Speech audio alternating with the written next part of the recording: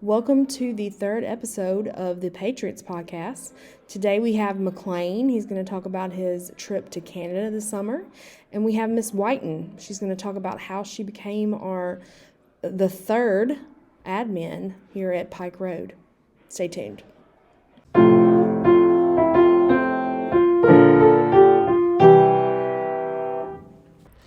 Good morning. This is episode 3 of the Patriots Podcast, and I'm Miss Lot, your library media specialist at PRES, and I'm here with another special guest. He's here all the way from Canada, right? Kind of. But he's going to tell us a little bit about that trip. But I will let him introduce himself. So tell me your first name and what grade you're going into here in a couple of weeks. I am McLain, and I'm going into second grade. He's McLain, and he's going into second grade. McLain, have you had a good summer? Yes. Yeah. Are you ready for school to start here in a couple weeks? Kind of. Thank you for being honest, McLain. All right, McLain, I have a couple questions for you. First, McLain, do you know what a podcast is? No. Okay. But you know now you are on a podcast right now. Do you know that? Okay. And this is the Patriots Podcast. So you are now on a podcast. All right, McLain, this next question is a Miss Lot question because I'm the librarian. What is a book title you have read recently? Calvin and Hobbes, Weirdos from Another Planet. Oh, that sounds interesting. Can you tell me what that is about? It's about this kid, and he's kind of rude to his parents, so it makes a silly story whenever he's rude, and he has a stuffed tiger named Hobbs, and he imagines that he's real, so they play together and they have fun, and they even have a secret tree house in a tree, and it's called Gross, Get Rid of Slimy Girls. And there's 6 verses of a passcode for him to drop down the ladder. Well, it sounds like you liked it. Do you give it 2 thumbs up? Mm-hmm. Yeah, that sounds awesome. All right, number 3, McLain. What is something you learned this summer? What's something you learned this summer? I learned how to do a dive. Learned how to do a dive. Was that hard to do a dive? Was it easy to learn? It wasn't too hard. It was harder in the start, and then when I got better and better at it, it became easier and easier. Awesome. So if you keep going, it gets easier. Awesome. That's good for our learners to know. All right, McLain, what is something you want to tell our listeners? It could be a joke, a story, something you're good at, or something you did this summer. I went to Canada this summer, Mm-hmm. and what I did was Canada. So one day we did the pool, and their pool was really cold because it's colder outside. Mm-hmm. And while I was there, my aunt had another baby, so now I have a new baby cousin. Aww. And his name is Joel. Joel. Aw. And can you tell us who is originally from Canada? Who is from Canada in your family? My dad. Your dad. And that's why you go visit a lot? Mm-hmm. Yeah.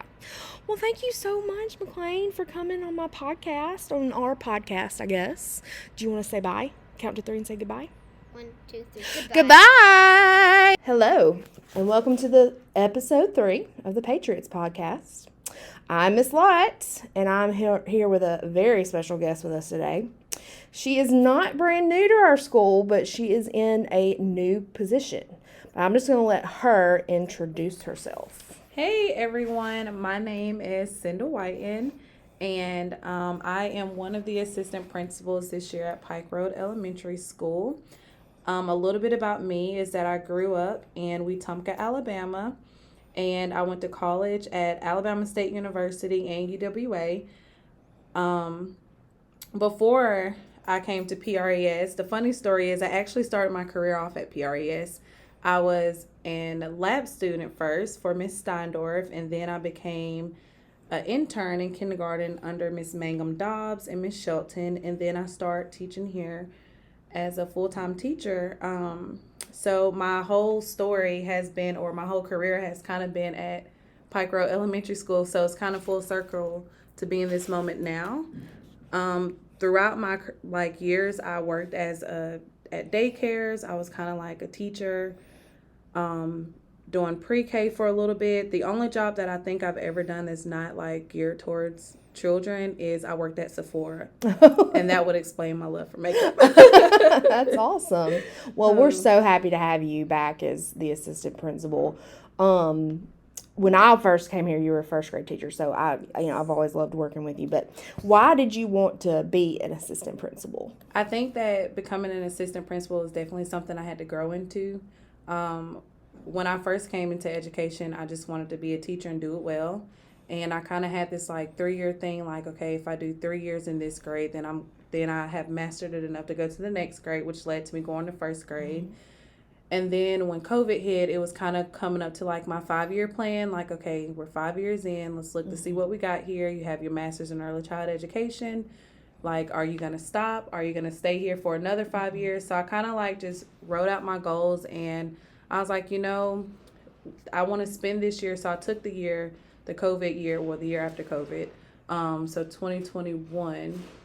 Yeah, 2022, 2021, right? Mm-hmm. So I took that year to like try to insert myself a little bit more into like opportunities that it allowed me to lead like within the school, which is kind of like why I was okay with being like helping with the virtual initially, doing like the C1, C2 virtual.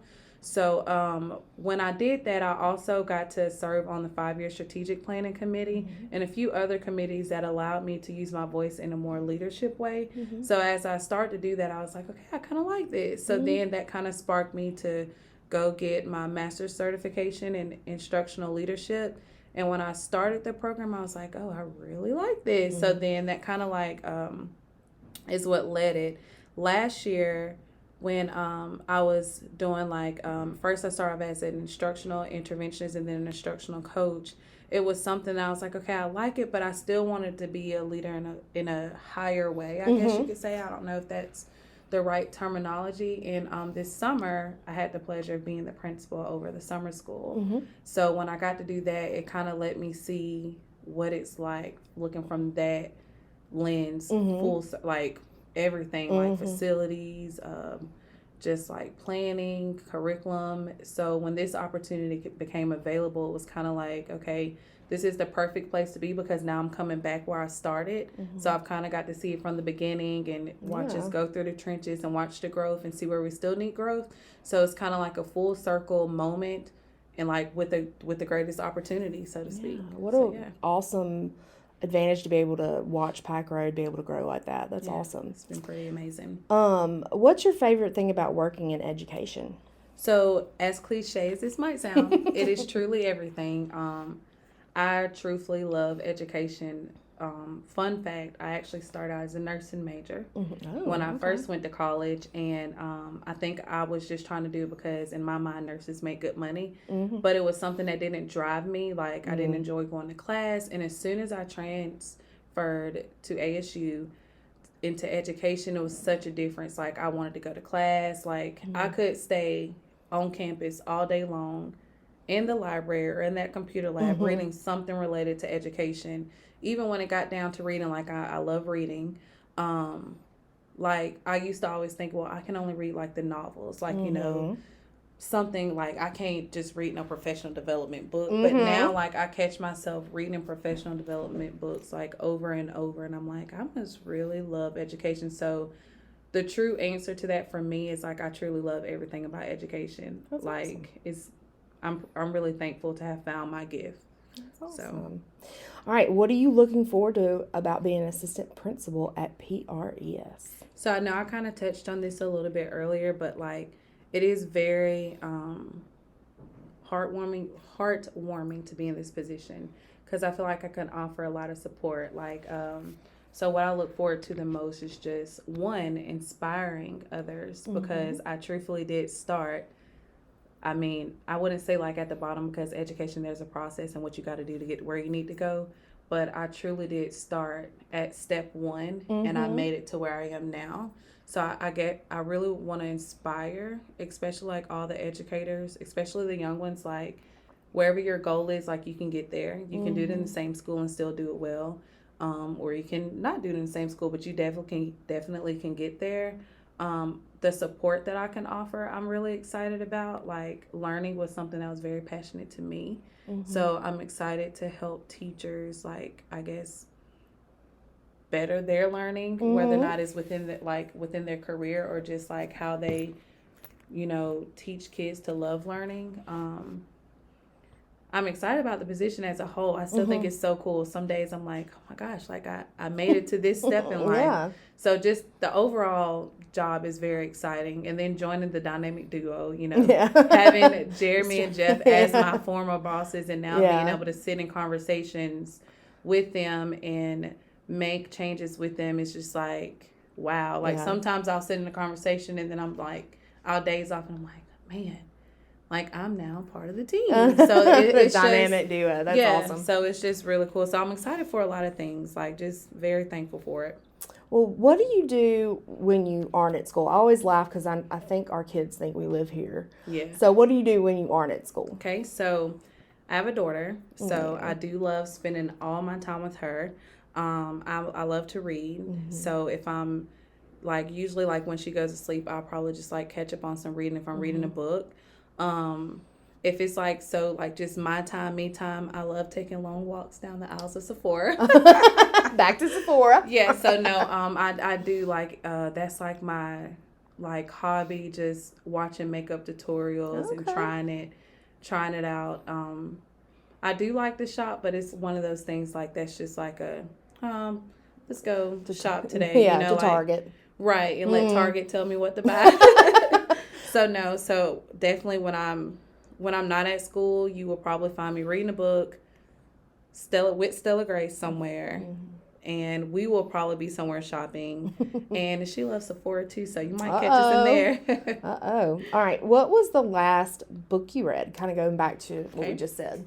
So the last book that I read is Dare to Lead by Brene Brown. I actually read that book. When was that? I want to say it was the actual COVID year that COVID hit that spring.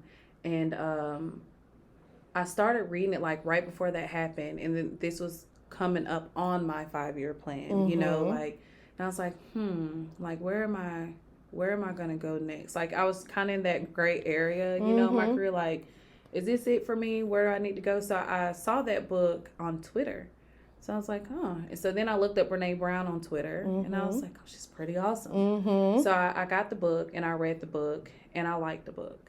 So then this summer, when I was getting ready to do the principal position for the summertime, I wanted to read the book again because I do believe it's so much more powerful when you read the second time. Yeah. So I read that book, and that's the last book I fully read, and right now I'm currently reading What Great Principals Do Differently by Todd Whitaker. I read it when I was taking a course, getting my leadership degree, so now it's amazing to read it as I interact with the staff and interact with everyone. In the trenches. Right. I can kind of refer back to it, and he's such a good author. So, and then he's, what I like about him the most, he is one of those authors that if you tweet about him or if you make an Instagram post posing a question, he interacts. So we've had a lot of conversation about that book in particular. So I would love to see what my reflection is of the book now in the trenches reading it versus what it was before. Awesome. What about Stella Grace? Does she have a favorite book or anything you like to read to her? So fun fact. So what I do in the beginning, I was reading her a new book every day. Every night it was a brand new book. But then I was thinking, you know what? I wonder, what effect would it have if I read, a book a month, the same book a month? So she kind of, the repetition of it. Picks it up. So that has been pretty interesting. Some books she interact with more than others. One Fish, Two Fish, Red Fish, Blue Fish. She loves that, but it's also one of those books that you can make it as silly as you want. The Wonky Donkey, she did I used the app where it plays the music in the background while you read the book. Yes, so she kind of liked that one. She laughed a lot but I do love that now she's starting to really interact with books. Yeah. So as silly as I get, that's how silly as she is. That's awesome. So I can't say that she has a favorite book yet because I've read so many. Yeah. She's getting into it. Yeah, because I want to say, in her younger years, younger months, because she's not one yet. But in her younger months, she really loved the Pout Pout fish. Like if I read that book when she was like 3, 4, and 5 months, because that was one that I personally loved, so I had a hard time like letting go, and I would just like throw it in there. It was so interesting to watch her do it because she would just smile. Yeah. And then, this is a taco, and then it has the knife. So I don't know, because I love children's literature. So I think I haven't did a great job at like just reading a few books and seeing which one she gravitates to. You just want to read everything to her. Because I'm like reading to her all the time. So. Hey, I get it. There's so much good stuff out there. Yeah. I get it. Believe me. And she has so many books. Like, oh my gosh. All right. What is something you learned this summer? Definitely to make every day count. Like, working full-time, mommy and full-time. We can get so, then school, full-time. We can get so just caught up, like, in whatever we have going on. So just making every day count, like, just understanding that, like, some days, you know what, like, just focus on one thing. And that has been, like, the best lesson for the summer because it's been, like, a big transition. Like, before I started this current degree, I was just, like, working school. So now it's like, no, working school and mom. So just learning how to maneuver all the things and just making sure every day count, like, prioritizing, like, what needs to go first. So, like, for example, like, when I got this position, I was like, I know I want to do this position so well. Like, my mind is on this position. Like, do it and do it well.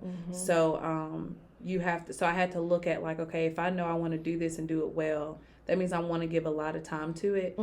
But I also know that I'm a mom. Yeah. So, I knew that school, not that I had to take a break, but that had to be something that I needed to not need a lot of maintenance to. So I had to, organize my classes that I was taking. Like, okay, so for this year along the classes that I'm taking, I'll make sure they're like low maintenance. Okay. They're not going to be the heavy hitters. Yeah. And then maybe like during the summertime, go and take those heavy hitters. So just like making every day count, prioritizing, and like just savoring the moment. Because like, between being a first time mom and being in like my dream position is kind of like, it'll go by fast. Yeah, just savor the moment. Yeah. So yeah. Awesome.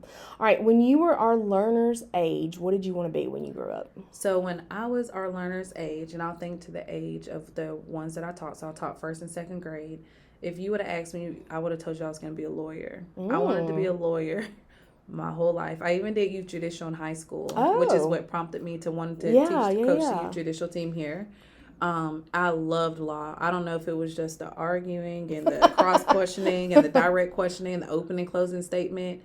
And it's interesting because, like, the adrenaline that a courtroom would give you, I feel like the classroom gives you that every day. You never know what you're going to get. Oh, yeah. And it just, you're going, and then even, like, or education in general gives you that, like, working in every school. Every day is different, too. Yeah, like, you have no idea what you're going to get. So you just come to work, and you're like, you have these, you have, I'm going to do this, and this.